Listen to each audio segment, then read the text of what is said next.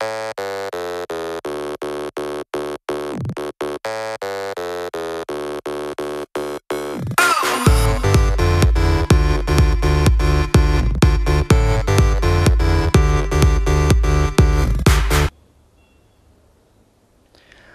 bij weer een nieuwe aflevering van Spang.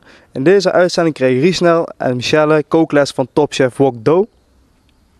Maar eerst gaan we kijken bij Riesnel en Inge hoe het er zaterdag 3 september bij Bijenpop aan toe ging. Ook gaan we kijken wat een festival nou echt een festival maakt.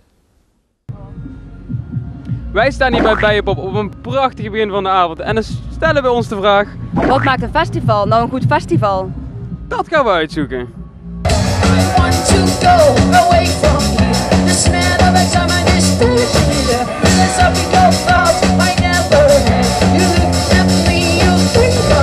Wat maakt een festival nou tot een goed festival?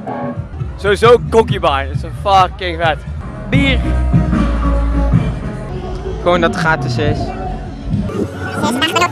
Nee, het is gewoon leuke muziek.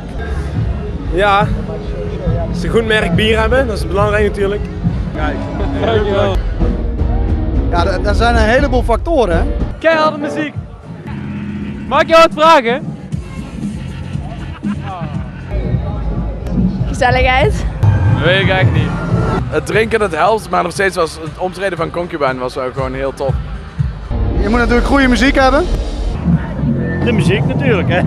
Alleen de sfeer. Dat moeten we nog even bekijken. Stoor ik? Nee, misschien. Best wel. Weet ik eigenlijk niet. Maar dan vraag ik mij af, Inge. Wat vind jij nou belangrijk? Genoeg chillplekken, dat we even lekker kunnen gaan zitten. Dat is een goeie. Ja. Ja, eigenlijk alleen Kensington. Je moet voldoende bezoekers hebben. Ja, je moet kunnen zien dat de bands echt genieten en dan geniet de toeschouwer ook. Loop gewoon weg! Ze lopen gewoon weg! Ik versta je niet. Koud bier en leuke mensen. Lekker weer.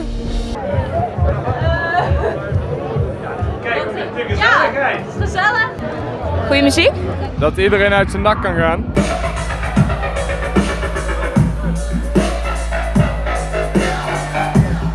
Lucky Don't Gone.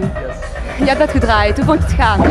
Ja, het ging erg goed. Er was niet heel veel publiek, maar ik merkte toch dat er heel veel mensen naar binnen kwamen. En, het werd geaccepteerd en ja, ik had wel een goede indruk achtergelaten, vind ik zo. Kijk, ik weet niet, ik heb zoiets van ik laat het op me afkomen en ik heb zeg maar de muziek, merk dat het steeds meer geaccepteerd wordt. Dus we zien je nog wel een keer op Mistulent of zo? Ik hoop het, ja, ik kan er geen weddenschap over brengen of wat dan ook, maar ik denk wel dat dat ooit misschien een keer gaat lukken. Riesnel, wat vind jij eigenlijk belangrijk aan een festival? Eten. Wat voor eten? Gewoon junkfood. Eten.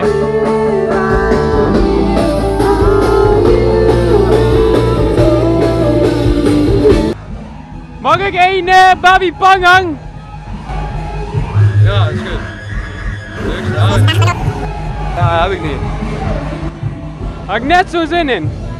Betere muziek. De line-up misschien. Alcohol. En een lekker drankje erbij, denk ik ook. Dat maakt ook een goed festival. Dat zat vandaag op zich wel goed, toch? Ja, ik denk het wel. Nou, dat weer was natuurlijk fantastisch.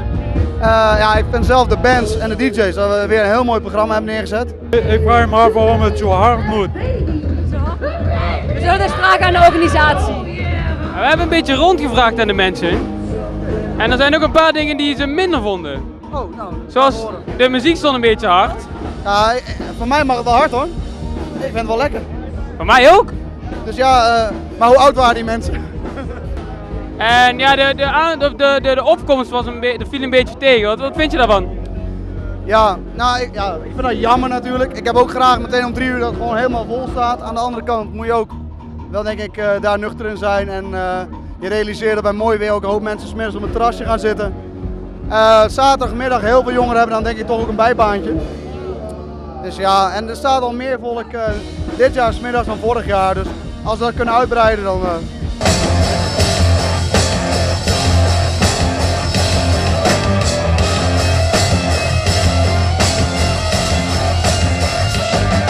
Wij gaan gedag zeggen vanaf Bijenpop. Het was een mooie dag. Het is een rustige avond geworden. En de band zijn nog volop bezig. Dus wij zeggen doei doei!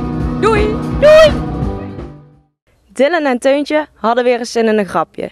Ze hebben een prankbox gemaakt. We gaan wel even kijken hoe dat eraan toe ging. Hallo Spankijkers. Vandaag gaan we mensen pranken met deze prankbox. Ja, want de bedoeling is dat iemand erin gaat zitten van de Spang-medewerkers. En die springen eruit met een eng masker. De mensen gaan waarschijnlijk schrikken. En hier ga je zien hoe het gaat werken. Je weet het zelf. Doei.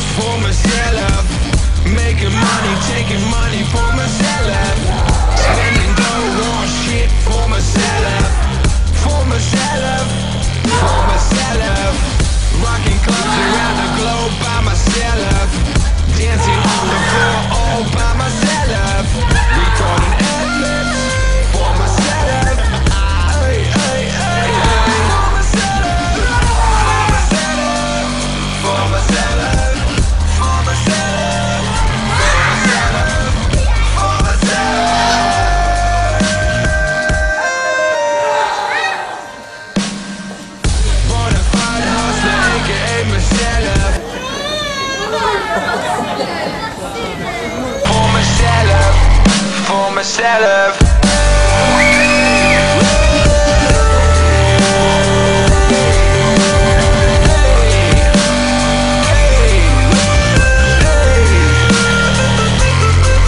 Voor mezelf. Veel jongeren reizen tegenwoordig naar alle uithoeken van de wereld. Backpacken, stage, vrijwilligerswerk. Het kan tegenwoordig allemaal. Teuntje gaat kijken bij Travel Active, die deze reizen organiseert voor jongeren. Zij gaat kijken hoe hun deze reizen regelen. Reizen is heel bijzonder, maar ook vooral heel erg leuk. Zelf ben ik een half jaar in Kenia geweest om daar vrijwilligerswerk te doen met straatkinderen. Maar eigenlijk vooral gewoon mee te leven en te kijken hoe die mensen het daar doen. Het is erg leuk werk en hier in Venray zit ook een organisatie die vrijwilligerswerk doet, huiscreëer en verschillende andere reizen organiseert. Ik ga nu dus bij Travel Active kijken hoe zij dat doen.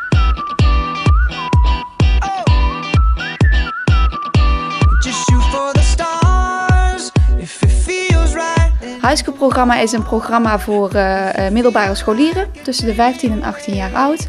Die een periode van 3, 5 of 10 maanden in het buitenland gaan wonen en daar naar school gaan. Oké, en wat voor jongeren gaan er meestal weg en wat gaan ze dan doen? En vertel er eens wat meer over. Het zijn middelbare scholieren, dus echt studenten die nog op de middelbare school zitten. Dat kan een tussenjaar zijn, dus tussen bijvoorbeeld 4 en 5 VWO. En dat houdt in dat je daar naar een highschool gaat, een middelbare school. In bijvoorbeeld Amerika, of Australië, Zuid-Afrika, Argentinië. En dat je echt het leven gaat leiden van een tiener daar. En wat moeten ze doen als voorbereiding als ze daar graag naartoe zouden willen gaan? Nou, wanneer ze interesse hebben in het programma, dan is het natuurlijk altijd handig om een brochure op te vragen, naar een informatiebijeenkomst te komen. Oké, en wat zijn de algemene reacties van de jongeren zelf? Ja, super. Dus als er jongeren zijn die nu nog twijfelen over wat ze misschien willen gaan doen of dat ze weg willen, wat zou je ze dan als tip meegeven? Ik zeg doen. Vrijwilligerswerk is natuurlijk gewoon heel erg bijzonder, omdat je naast dat je natuurlijk iets goeds doet, kom je natuurlijk ook gewoon heel veel over jezelf te weten. Ik heb zelf ook ervaring met vrijwilligerswerk en het is echt een life-changing experience, vind ik zelf. En wat betekent dat dan precies, dat vrijwilligerswerk? Wat gebeurt er dan allemaal? Ja, het zijn programma's voor mensen van alle leeftijden. Bij Travel Active bestaat de doelgroep voornamelijk uit wat meer jongere mensen. Dus vanaf 17 jaar tot en met 70 eigenlijk. Vrijwilligerswerk in 3 continenten. Allerlei soorten projecten, van weeshuizen tot scholen. Natuurprojecten, werken met wilde dieren. Allerlei soorten projecten vanaf 2 weken tot maximaal een jaar bij wijze van. We merken gewoon heel erg dat mensen die iets sociaals gaan doen, dus les gaan geven of met weeskinderen willen werken of opvang van jongeren, dat is een hele andere doelgroep als mensen die met dieren willen gaan werken. Dus bijvoorbeeld in een wildlife park aan de slag willen. Dus die doelgroep is best heel divers en we zijn niet echt op zoek naar een bepaald type. Ik denk dat het vooral belangrijk is dat je creatief bent, dat je initiatief durft te nemen dat je enthousiast bent en dat je er gewoon heel erg veel zin in hebt. Het spreekt voor zich natuurlijk, maar dat zijn denk ik de meest belangrijke dingen. Ja. En krijgen ze van tevoren ook nog een voorbereiding, of hoe zit dat hier? Ja, dat vinden wij heel belangrijk juist, ja. Want we gooien natuurlijk toch vaak hele jonge mensen een beetje in het diepe, om het zo maar te zeggen. Dus we vinden het heel belangrijk om mensen goed voor te bereiden. Daarom organiseren we regelmatig ook bijeenkomsten op kantoor. Kennismakingsdagen voor vrijwilligers, zodat ze elkaar vast kunnen leren kennen. Maar ook ons natuurlijk. Veel persoonlijke aandacht, dat doen we zeker. En we bezoeken de landen zoveel mogelijk ook zelf. Hè, om echt uit eigen ervaring te kunnen vertellen hoe het daar is. Ja, en dat is heel belangrijk, denk ik.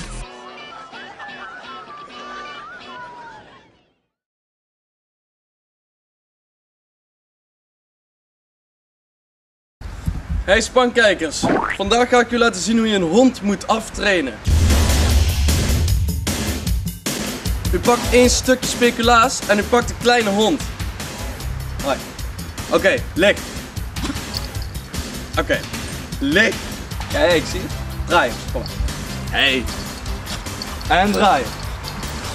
Oké, zit maar. Zit. Lik. Ja, is ook goed. Kom, pootje. Ja, goed zo. En draaien. Zoals je ziet, blijft de hond gehoorzaam als je voedsel in je hand hebt. Dit is erg noodzakelijk. Chuck, draaien. De hond zal blijven doen wat u hem opdraagt. Draaien. Hij zal blijven doen wat je hem opdraagt. We gaan hem nog 1 keer laten... We gaan hem nog 1 keer laten draaien. En dan... Nog 1 keer. Nog 1 keer. En dan zullen we voedsel overhandigen. Chuck, klaar? Draaien. Goed zo, die is heel braaf. Ja, nu gaat hij weg. De verrijskok Wok Do, die onlangs mee heeft gedaan aan Top Chef, daagde Riesnel en Michelle uit om een van zijn gerechten na te maken. We gaan nu kijken hoe zij het er vanaf hebben afgebracht.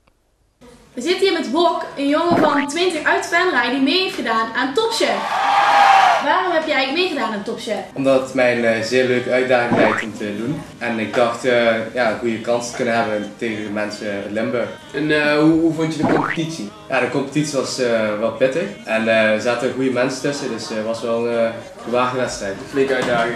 Ja. En wat we natuurlijk willen weten, heb je gewonnen? Nee, ik heb niet gewonnen. Ik ben derde geworden van Limburg. Oh! Wij gaan nu beginnen met koken. Wok gaat het eerst voor ons voordoen en daarna gaan wij het proberen na te doen. En ik ga winnen.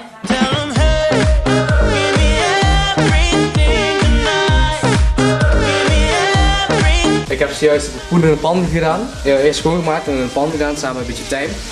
En dat helemaal gaar gekookt.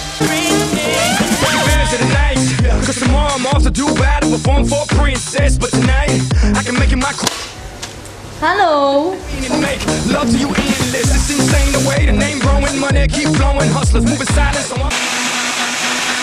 De risotto heeft nu zijn garing bereikt. Ik ga hem nu van het vuur afhalen. De pompoen heb ik zojuist een puree van gemaakt. En die gaan we nu verder verwerken.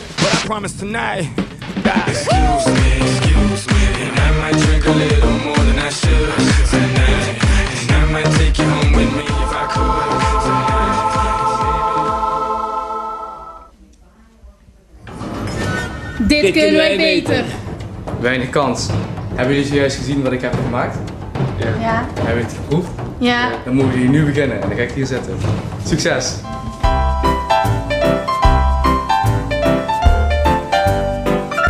Oeps. Veel te veel.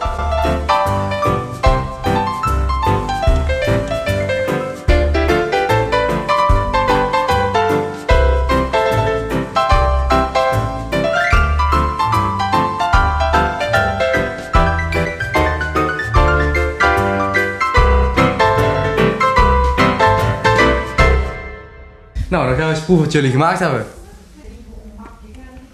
Nou, goede smaak. Mooie dikte, mooie garing. Nou.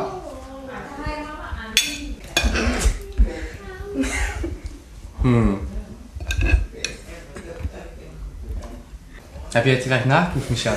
Nee. Zeer flauw van smaak. Oh. Hij is wat te nat. Dat had ik ook gezien. Ja, ik heb mijn beslissing gemaakt. En ik ga winnen. Eigenlijk, Riesnel is de winnaar van vandaag. Nou, wij zijn klaar met koken. Ik heb gewonnen en ik wil jou in ieder geval bedanken. En ik weet wat ik de volgende keer anders zou moeten doen om dan wel te kunnen winnen. We wensen jou verder heel veel succes met je Dankjewel. kok. Dankjewel. Heel erg bedankt. Het was een genoegen. Dit was weer voor Spang. Onze volgende uitzending is donderdag 3 november, waar we onder andere een kijkje nemen bij Zomerpop.